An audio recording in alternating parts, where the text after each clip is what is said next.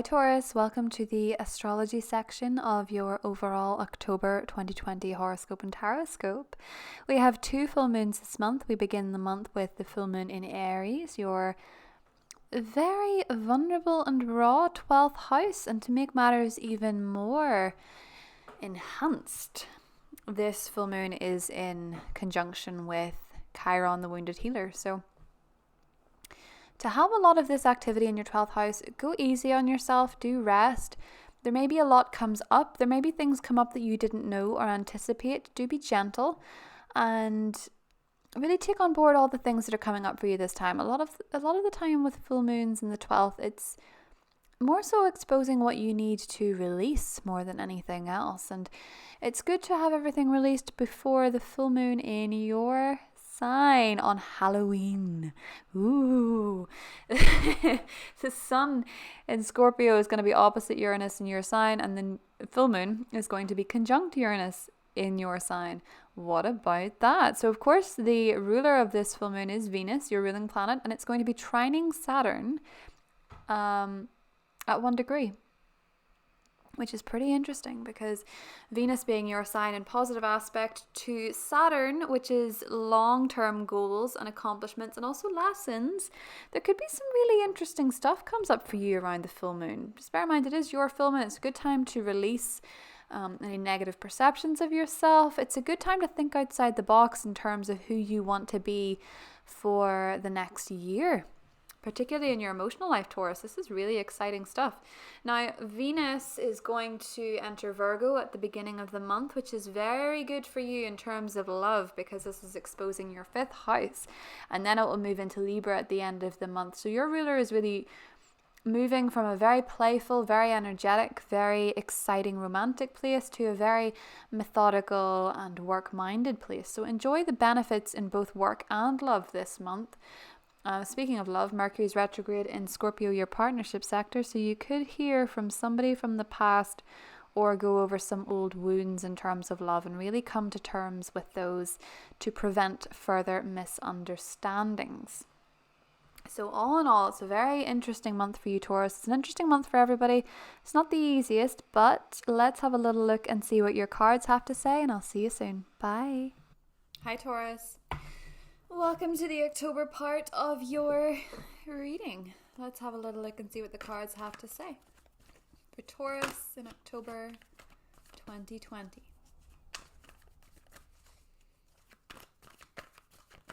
And a very happy Halloween. Ooh. 2 of Wands.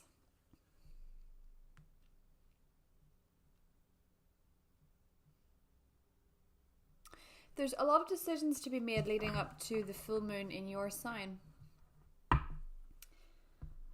The blue moon in your sign. And the exciting new changes that it brings you.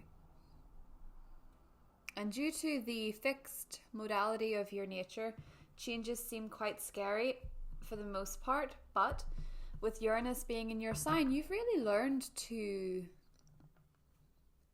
evolve in a way that's really quite wonderful to see. Judgment. More confirmation that there are big changes afoot. I find it quite fascinating with the Judgment card that this month we have 2 full moons, both very pivotal to who you are at your core. And here we have 2 full moons, it would seem. Meaning that both are to be acknowledged in their own importance. The first full moon being in your 12th house of your subconscious mind, and the second being in your 1st house of self. Very deeply, Taurus, you're understanding this month who you are, what your motivations are. Ace of Wands. What sets your soul alight? 10 of Pentacles. 5 of Pentacles. Queen of Pentacles. You are your outcome. Underneath, 4 of Swords. Take a couple of clarifiers. The Emperor and the 10 of Swords, Taurus. Interesting. I'll take one more. 6 of Pentacles.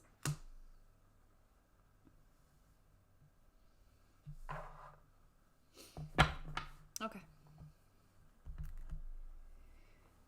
You have a lot of decisions to make about your career before Jupiter and Saturn move into that side of the sky. You have a lot of decisions to make. I think for many of you, there has been an aspect of your career or an aspect of your intentions that were set for a long-term goal that I think you felt very strongly about, or perhaps it was even a relationship. Whatever it is, there is something, Taurus, that you really thought was going to work out a particular way, but it hasn't. It has instead caused you a lot of stress, and it has knocked your confidence in some way. Something that you really wanted just did not happen, and Mars retrograde in Aries has pulled you into this feeling at certain points, not to say that it will linger, but it is pulling you into this feeling of, I wouldn't be as strong as to say hopelessness, but somewhat close to it, really. With Mars and Aries, the retrograde feeling is a lot, and I can see it here. So 5 of Pentacles as your challenge. You feel that in some ways you've weathered a lot in a particular situation or relationship. You've waited for it to work. You've waited to see the results. You've waited to feel like you were investing smartly, or that someone who was taking a lot of your energy and resources was going to be met with their karma, and I think that it's not really happened. For all of you, Taurus, the full moon at the end of the month is exciting, regardless of how you feel about it now. Because the full moon's tone at the beginning of the month is so different. It's so challenging. It makes you feel frustrated. It makes you feel like all these wounds, all these past pains are real. It's making you feel like they're real, and they're not real. The full moon in Aries and its aspect to Chiron, the wounded healer, is trying to heal where you feel you have let yourself and others down, where you feel that you could have been a better worker, a better parent, a better lover, or you feel you could have been a better father even. Because Emperor energy is the father often, but or where you feel like those people disappointed you. You were only looking for reciprocation, or so you thought. What's actually going on here, Taurus, is that there's a deep healing within you. And healing can make you feel like you need to hold on to what you have. And the more that you hold on to what you have, Taurus, the more that you buy into this mentality that that's because nothing else is coming. It has to be this, or else it can't be anything. When you get that mentality, everything seems to be compartmentalized into this one box, and this one box is everything. You're being asked to take a different tone. The full moon by the end of the month will have you looking very, very good in the eyes of everyone else, but more importantly in yourself. More importantly in your own eyes, understanding your own pearl of wisdom, understanding that gift that you have to offer people that you've not really understood or seen or expressed or used, understanding now your worth and your value. And what's beautiful about this 10 of Pentacles as what is serving you this month is that it is everything that a Taurus wants. It is stability, it is long-term financial success, it is a career that matters, it is time with the family, it is building solid foundations, and it is also embracing what you have done so far and acknowledging a job well done. So how you go from feeling very uncertain and quite scared about your feelings or the way that things are working out around the full moon in Aries, by the end of the month, it will be a very different story. But with all this activity, Taurus, happening with the 12th house in the first couple of weeks, please rest, because your dreams are probably keeping you up at night. Your suspense of what's to come, your overactive mind on what is coming for you is probably denying you sleep, and you need to be rested so that you can make better decisions, especially if you're dealing with a water sign where there needs to be a healthy exchange of feelings, where they need to come forward, because there's a Pisces, I want to say, that really wants to express something to you. Why they can't, I don't know. But if you are open to it and optimistic with them, I think that there seems to be quite a mutual attraction. Now, it could be a Pisces, it could be a water sign, but there seems to be a water sign, as has been coming up for Taurus a lot lately. Sun, moon, or rising. Somebody who really likes you, someone who really supports you, someone that you're just... And if it's not love, it's getting on better with a water sign in your life that is key to your happiness. Be it a child, be it a parent, be it a cousin, a sibling, whatever it is. The feelings that you feel at the start of the month, Taurus, are like a purge.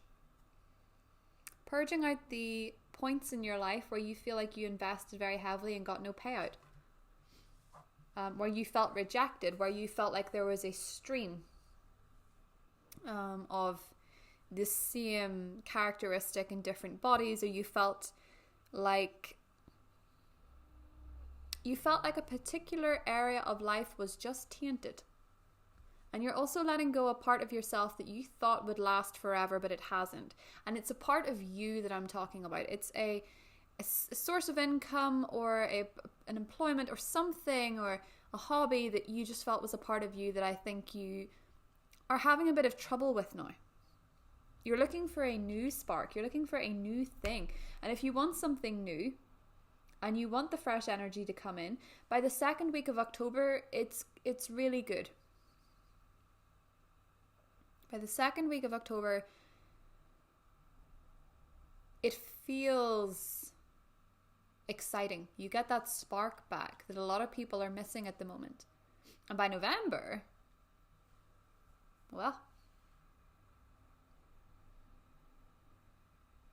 there's some very exciting stuff coming up for you in November, actually. For now, it's a lot to do with taking it easy. But there's a lot of surprises in store as well. I'm going to do a few oracle cards and then clarify a bit more for Taurus. Yin and Yang.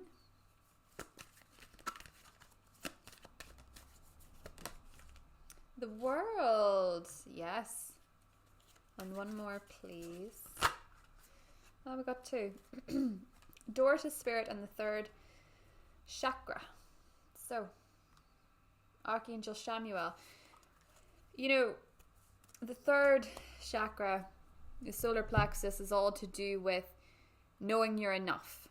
Knowing that you are enough as you are. Now, with the true node being in your sector of worth and value, that is how you should be leading, Taurus.